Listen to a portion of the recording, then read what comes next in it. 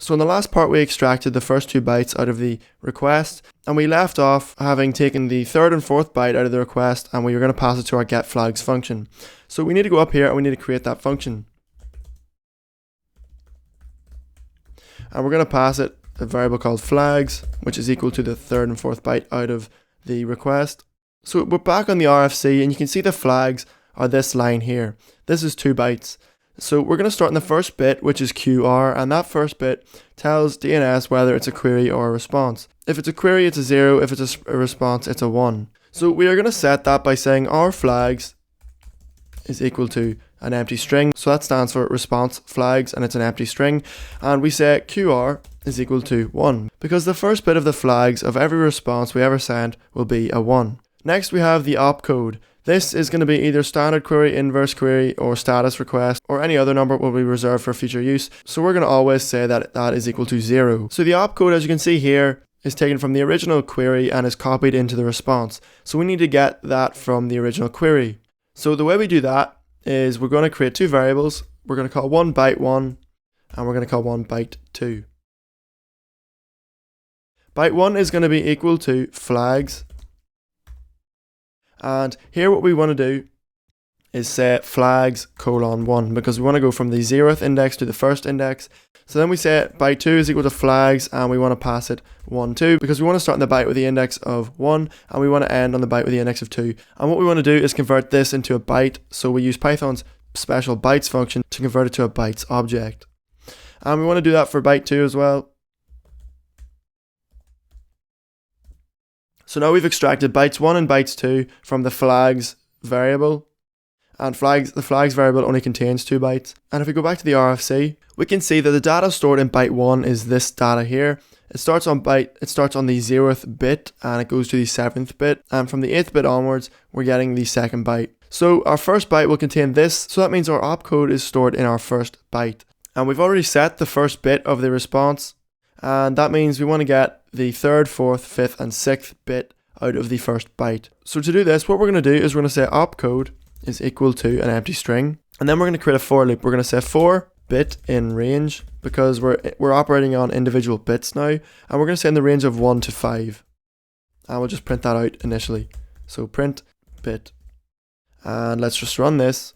You can see we got 1, 2, 3, 4, and if we go back to the opcode, it is 4 bits long. So now we have a for loop that's running 4 times, which means we can get the 4 bits that make up the opcode. So now that we've got our for loop to run 4 times, what we want to do is we want to say opcode plus equals to append onto the string, and then what we want to do is we want to say ord byte1 to convert byte1 from a byte into an integer. Then we want to do a bitwise operation in Python, which is an and then onto that bitwise operation we want to put another pair of parentheses, and we want to do a bit shift operation on the number 1 and the bit we're actually looking at, and we want to say 1 bit shift, and then we're going to say bit, and we're going to convert this to a string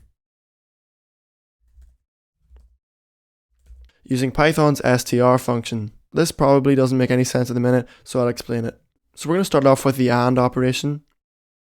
So say for example we had 2 numbers. This is the left hand side of the operation, this is the right hand side, and what the AND operator does is it checks a bit to see if it's a 1 or a 0, and if it's a 1 on the left hand side and a 1 on the right hand side, the output will also be a 1. So the output of this would be the left hand side, this is a 1, this is a 0, so the output would be a 0 for the first bit. The second bit would also be a 0 because the left hand side and the right hand side are not both 1s. The next bit would be a 1 because they're both 1s, then it would be a 0, then you would have 0, 0, 0, 0.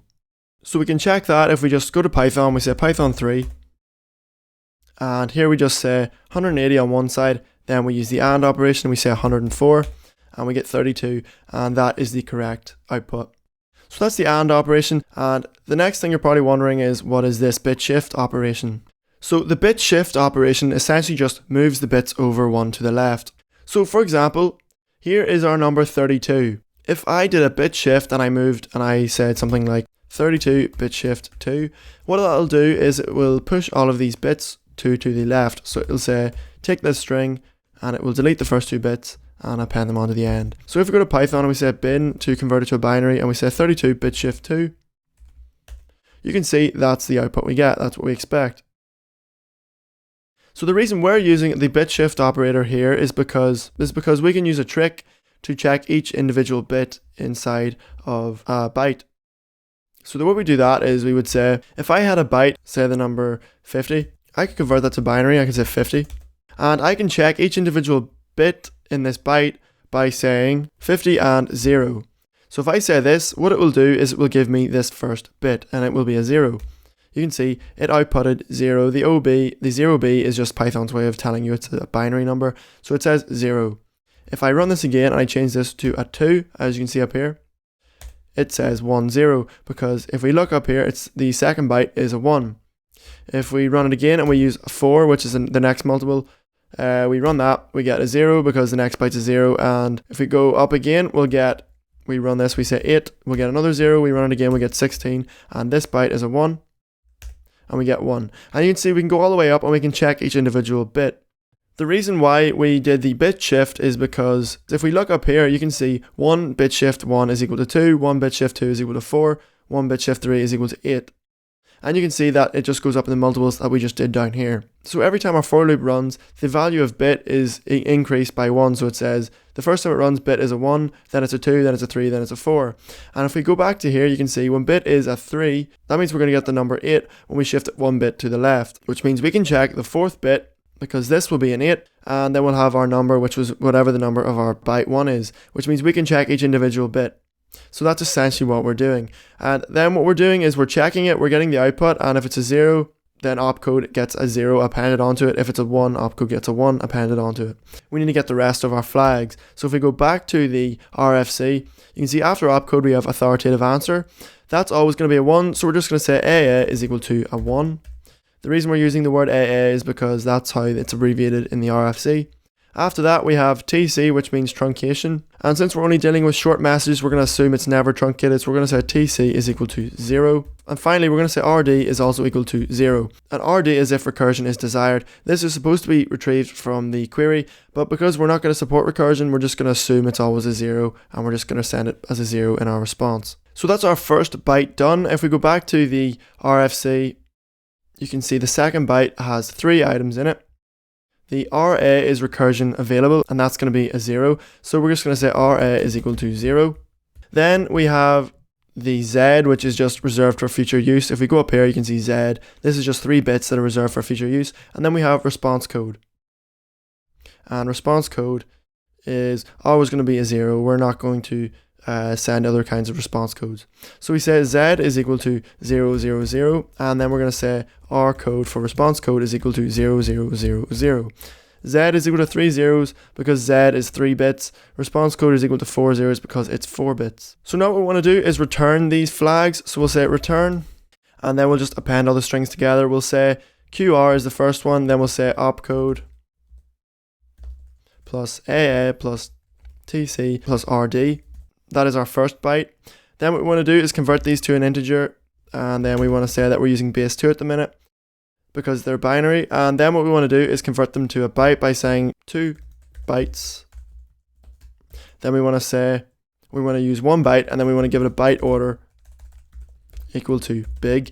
The byte order doesn't matter because we're only using 1 byte. It's if we were using multiple bytes, the byte order would be important. Then we want to append on our second byte, which is going to be equal to RA plus Z plus R code. That's the second byte that make up our flags. Convert these to an integer again.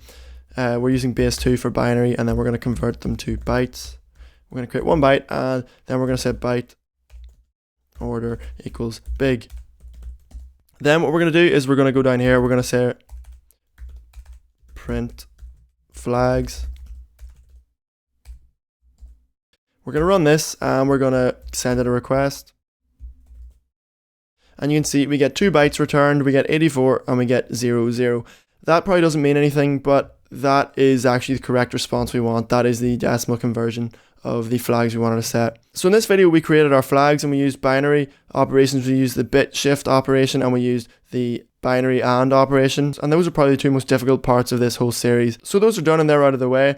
In the next part we're going to be finishing off the header section of our request, which is way more difficult than the rest of the request, with the question count and the answer count.